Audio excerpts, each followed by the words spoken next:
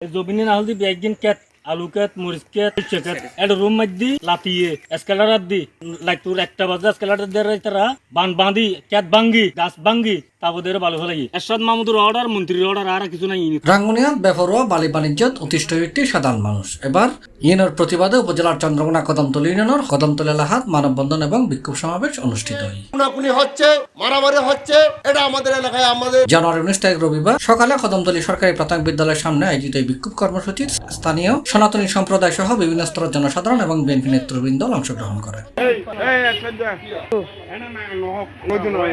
এটা বক্তব্য দিয়ে উপজেলা বিএনপির যুগ্ম আহ্বায়ক হাজী ইলিয়াস সিকদার, হৃদয় চক্রবর্তী, রতন বিশ্বাস, সজল চক্রবর্তী, মাহমুদ ইউনুস, মোহাম্মদ হাবিব, সজিদ চক্রবর্তী, বিএনপি নেতা মোহাম্মদ ইকবাল, ইউনিয়ন বিএনপির 1 নম্বর ওয়ার্ডের সিনিয়র সহসভাপতি আব্দুল সত্তার, ইউনিয়ন ছাত্রদল সহসভাপতি শওকত আলী, সহ সাংগঠনিক সম্পাদক জোলরানা সহ আরো বোধকি হয়। এটা বক্তব্য হই ডক্টর হাসান মাহমুদ দের ছোট ভাই এরশাদ মাহমুদ প্রতিটি গ্রামে গঞ্জে একটি বালুর মহল গড়ে তুলেছিল, কিন্তু এই বালুর মহল 5 আগস্টের পর অবৈধ সরকার যখন পালিয়ে যাওয়ার সাথে সাথে এই বালুর মহল কিন্তু এখনো বহাল তবিয়তে এরশাদ মাহমুদ এখনো পরিচালনা করছে তাদের সন্ত্রাসী বাহিনীদেরকে দিয়ে। তার প্রতিবাদ করলে এলাকাবাসীর উপর অস্ত্র দিয়ে হামলা চালানো হচ্ছে। এই এলাকার মানুষ শান্তিপ্রিয় মানুষ, সংখ্যালঘু মানুষ বেশি এখানে।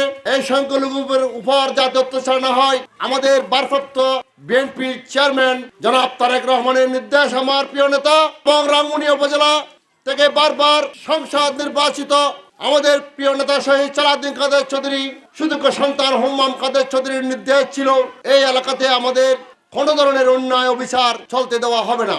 নমস্কার। আর এখন জায়গা দল করে বালু ব্যবসা করার জন্য এখন আর ক্যাঙ্গুরি দেখিম এখন বালু নদে বেলা এখন উদ্ধার করি বেলা এখন জমিনগুলো সেই জন্য আরা ইয়ান সাইড জায়গার উপর বালু তুললি এখন ধরনি তারা ব্যবসা করছি মন্ত্রী ব্যবসা করাই এখন তারাও করছি এখন আর এলাকা শান্তিপূর্ণভাবে থাকতাম স্যার ক্যানগুড়ি থাকুম ক্যানগুড়ি থাকি থাকুম এই স্যার আমার মালিক সন্ত্রাসীরা দীর্ঘ 17 বছর মাইসুর জায়গার নাজি অবৈধ ব্যবসা করার এখনো ব্যবসা চলার এখনো তারা অস্ত্র নিয়ে ভয়ভীতি দেখার মানুষরা গত পরশুদিনও কারাহালি পরশুদিন রাতিয়ে তারা অস্ত্র লয়ের মানুষরা এখনো বই দেখার আমার মালিক সন্ত্রাসী হলে আর এই ইয়নের প্রতিবাদে আজিয়ে মানববন্ধন করছে। কদমতলী এলাকাত দীর্ঘদিন ধরে কর্ণফুলী নদীর পারত হিন্দু ধর্মাবলম্বীর জায়গা এবং ফসলি জমি অবৈধভাবে দখল করে এডে আওয়ামী লীগ আমলত বেপরোয়া বালু বাণিজ্য ইনুলয় জড়িত আছিল রাঙ্গুনিয়া সাবেক সাংসদ ডক্টর হাসান মাহমুদের ছোট ভাই এরশাদ মাহমুদ। সম্প্রতি দেশের ফট পরিবর্তনের লিয়েও এই বালি তোলা বন্ধ নাই।